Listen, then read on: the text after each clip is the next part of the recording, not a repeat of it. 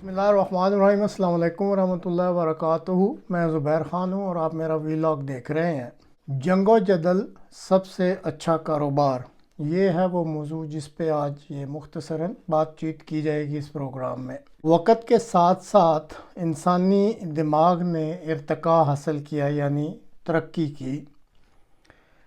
दिमाग की तरक्की हो जाने के बाद इंसान ने दूसरे जो मुख्तलिफ़ फ़ील्ड्स होते हैं उनके साथ साथ कारोबारी फील्ड में भी मुख्तलिफ़ तौर तरीके जो है वो अपनाने शुरू कर दिए, और अब काफ़ी दहाइयों से अमीर और जो ताकतवर मुल्क हैं उन्होंने जंगो जदल के कारोबार को बहुत ज़्यादा फ़रोग़ देना शुरू कर दिया है। इस मैदान में अगर ये कहा जाए कि अमेरिका और यूरोप के चंद सनती तौर पे तरक्की याफ्ता मुल्क सर फहरिस्त हैं तो कोई मुबालगा नहीं होगा। माज़ी कुरेदने की बजाय अगर हालिया सूरत हाल का जायज़ा लिया जाए तो यूक्रेन और गज़ा की जो जंगें हैं वो जंगो जदल के ज़रिए जो कारोबार को फ़रोग़ मिल रहा है, इसकी आप ताज़ा तरीन मिसालें कह सकते हैं। अब जो गज़ा की जंग है, चूँकि उसके मतलूबा नताइज अभी तक हासिल नहीं हो सके, इसलिए आज के प्रोग्राम में सिर्फ़ यूक्रेन में जो जंगो जदल जारी है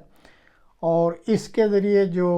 कारोबार को फ़रोग़ दिया जा रहा है, सिर्फ़ उसी का जायज़ा लिया जाएगा। रूस ने यूक्रेन पर हमला किया तो हमले की इब्तिदा ही में रूस ने यूक्रेन की नेवी और एयरफोर्स को तबाह बर्बाद कर दिया। अब जो जंगी मामलात की थोड़ी बहुत भी समझ बूझ रखते हैं वो इस चीज़ से इत्तफ़ा करेंगे कि कोई भी जो कन्वेंशनल बैटल या जो आम तौर पर जो लड़ाइयाँ लड़ी जाती हैं जंगी मैदानों में, आजकल के दौर में नेवी और एयरफोर्स के कवर के बग़ैर अगर कोई समझता है कि वो ये जंग जीत लेगा तो ये उसकी गलतफ़हमी है। इसलिए पहले दिन से ही जो फ़ौजी थोड़ा बहुत इल्म रखते हैं या फ़ौजी माहिर कहलाते हैं और जंगी अमूर का कुछ ना कुछ इल्म रखते हैं, वो इस चीज़ पर कन्विंस थे कि नेवी और एयरफोर्स तबाह हो जाने के बाद यूक्रेन ये जंग नहीं जीत सकता। इसी तरह जो अमेरिका के फ़ौजी माहिरीन थे उनको भी ये यकीन था कि ये जंग अब यूक्रेन किसी तौर पे भी नहीं जीत सकता। अब अमेरिका में एक तबका है जिसको न्यू कॉन या न्यू कंजर्वेटिव्स कहते हैं। ये इस वक्त न्यू कॉन इसकी एब्रीविएशन है। कहा जाता है कि अमेरिकी सोसाइटी में ये इस वक्त सबसे ज़्यादा ताकतवर तबका है और इनका एक मोटो है कि ताकत के बलबूते पर दुनिया भर में ये जो उनका कंसेप्ट है नाम नहाद जमहूरियत का और जो उनका कंसेप्ट है अमन का, इसको दुनिया भर में वो ताकत के बलबूते पर नाफिज करवाना चाहते हैं।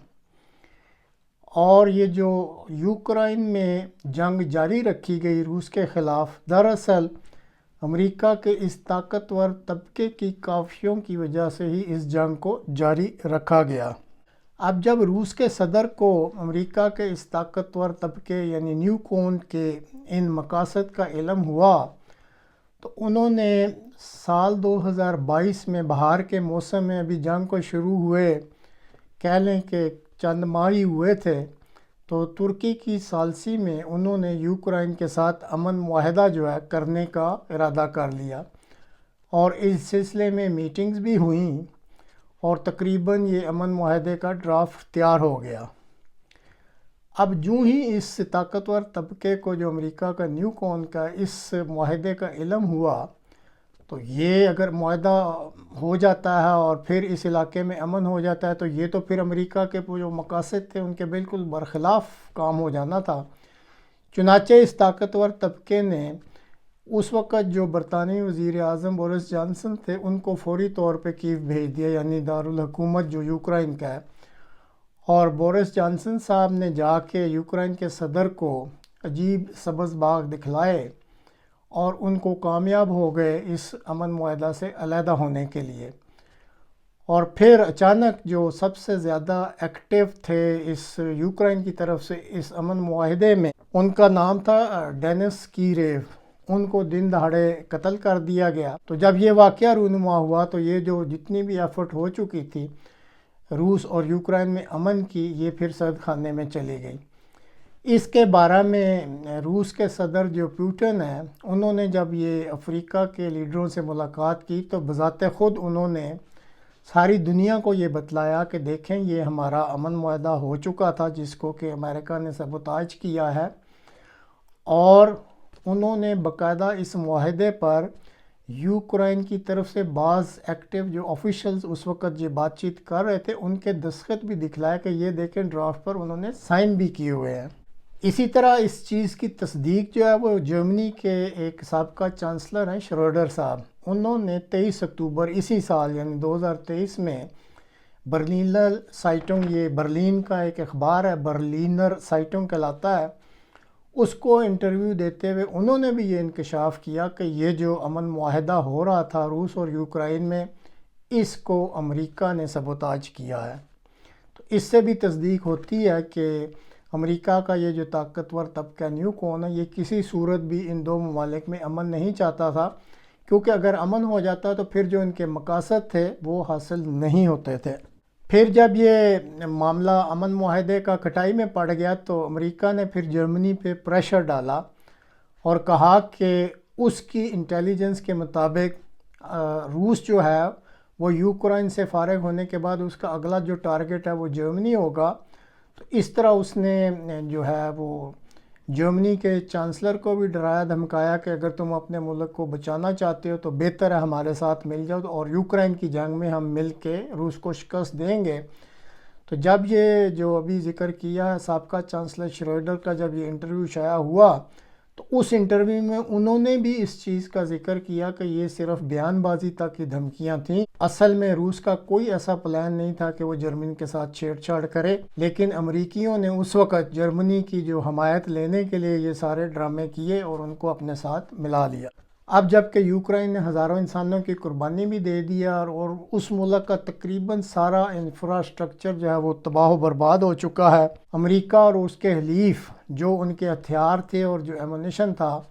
اس کو وہ میدان جنگ میں زندہ انسانوں پر اور انفراسٹرکچر کو تباہ و برباد کرنے کے لیے لائیو اس کی جو ہے وہ مشق کرنا چاہتے تھے یا اس کو دیکھنا چاہتے تھے۔ تو جب وہ اپنے ان مقاصد میں کامیاب ہو گئے تو پھر اچانک انہوں نے اب اپنے اسی جو انہوں نے پلان بنایا تھا ایک پینترا بدلا اور فوری طور پر یوکرائن کی ہر قسم کی جو مالی امداد ہے اس کو بند کر کے اب یوکرائن کو جنگ بندی پر مجبور کر دیا۔ اب جب کہ جنگ بندی ہو چکی ہے، تقریباً جنگ جو ہے اس وقت سٹیل میٹ کئی مہینوں سے چل رہی ہے، کوئی اس میں ایسی ایکٹیویٹی نہیں ہے، تو جب یہ مقصد امریکہ اور اس کے حلیفوں نے جو کہ جنگ و جدل کا کاروبار کرتے ہیں، یوں ہی یہ جنگ بندی ہوئی تو انہوں نے یوکرائن کی تعمیر نو کا نعرہ لگا کر اب وہ جو اصل ان کا مقصد تھا اپنے کاروبار کو فروغ دینے کے لیے اس میں قدم رکھ لیا ہے۔ تو اس وقت امریکہ میں سرمایہ کاری کے دو بڑے ادارے ہیں جس میں ایک بلیک راک اور ایک جے پی مورگن، اور انہوں نے پھر میکنسی کنسلٹنٹ کی مدد سے فوری طور پہ یوکرائن ریکنسٹرکشن بینک اس کے قیام کا اعلان کر دیا ہے،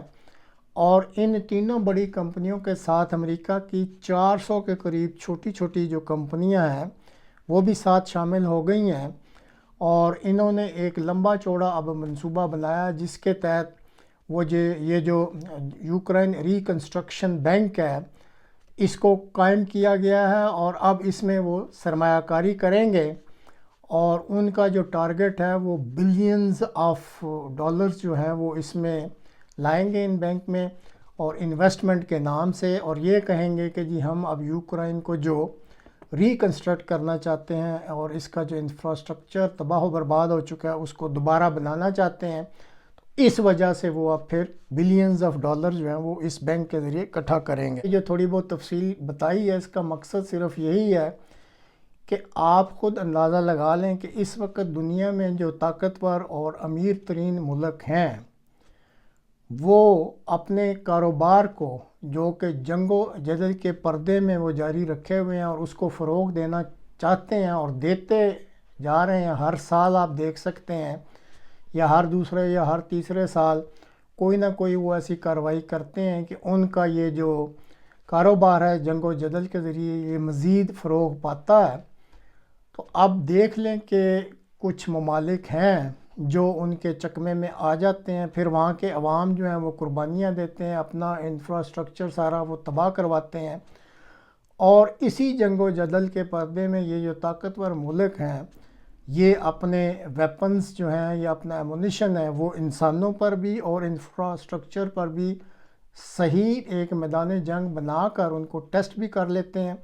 تو اس طریقے سے ان کی جو بیک ہوم انڈسٹری ہوتی ہے، انڈسٹریل بیس ہے فوجی ساز و سامان بنانے کا، وہ بھی پھلتا پھولتا ہے اور اس سے بھی پیسے کماتے ہیں، کاروبار جاری رہتا ہے. اور پھر دوسری طرف جیسے ابھی بتایا ہے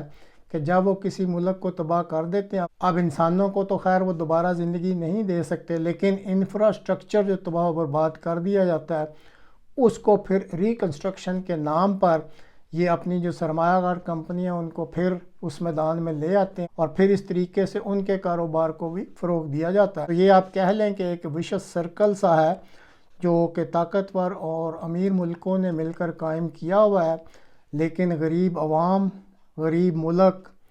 یا ان کے بکاؤ جو حکمران ہوتے ہیں ان کی مدد سے یہ کھیل کافی دہائیوں سے جاری ہے، اور اللہ جانے یہ آئندہ کب تک جاری رہے گا.